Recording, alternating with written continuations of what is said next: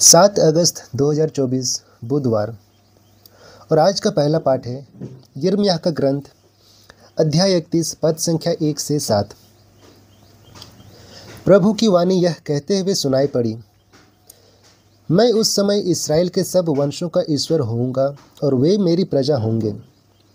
प्रभु यह कहता है, जो लोग तलवार से बच गए उन्हें मरुभूमि में कृपा प्राप्त हुई। इस्राएल विश्राम की खोज में आगे बढ़ रहा था। प्रभु उसे दूर से दिखाई पड़ा। मैं अनंत काल से तुमको प्यार करता आ रहा हूँ, इसलिए मेरी कृपा दृष्टि निरंतर तुम पर बनी रही।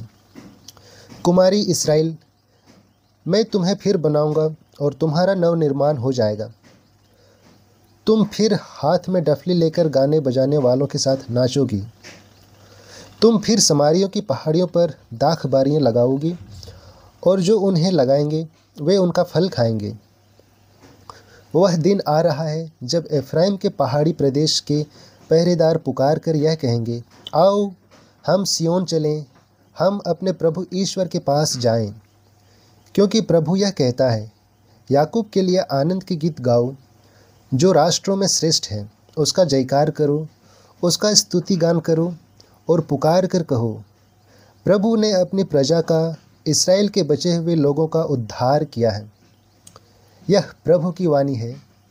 ईश्वर को धन्यवाद। संत मत्ती का पवित्र सुसमाचार अध्याय 15 पद संख्या 21 से 28। ईसा ने वहां से विदा होकर तीरूस और सीदोन प्रांतों के लिए प्रस्थान किया। उस प्रदेश की एक कनानी स्त्री आई और पुकार पुकार कर कहती रही, प्रभु दाऊद के पुत्र, मुझ पर दया कीजिए, मेरी बेटी एक अबदूत द्वारा बुरी तरह सताई जा रही है। ईसा ने उत्तर नहीं दिया। उनके शिष्यों ने पास आकर उनसे यह निवेदन किया, उसकी बात मानकर उसे विदा कर दीजिए, क्योंकि वह हमारे पीछे पीछे चिल्लाती आ रही है। ईसा ने उत्तर दिया, मैं केवल इस्राएल के घराने की खोई हुई भेड़ों के पास भेजा गया हूँ। इतने में उस स्त्री ने आकर ईसा को दंडवत किया और कहा, प्रभु मेरी सहायता कीजिए। ईसा ने उत्तर दिया, बच्चों की रोटी लेकर पिल्लों के सामने डालना ठीक नहीं है। उसने कहा, जी हाँ प्रभु, फिर भी स्वामी की मेज से गिरा हुआ चूर पिल्ले खाते ही हैं।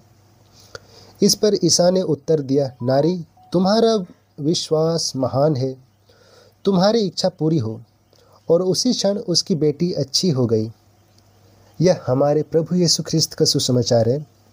प्रभु ईश्वर की जय।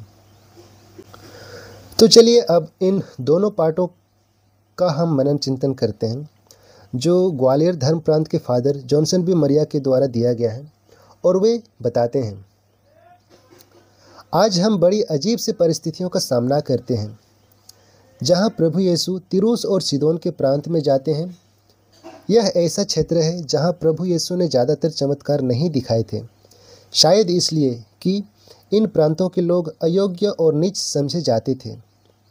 इससे पहले हम प्रभु यीशु को देखते हैं जब वह बेतसैदा और कोरजिन को दुत्कारते हैं और तीरूस और सीदोन का उदाहरण देते हैं कि जो चमत्कार कोरोजिन और बेतसैदा में दिखाए गए थे, अगर तीरूस और सीदोन में दिखाए जाते तो वहाँ के लोग पश्चाताप करते और मुक्ति प्राप्त करते।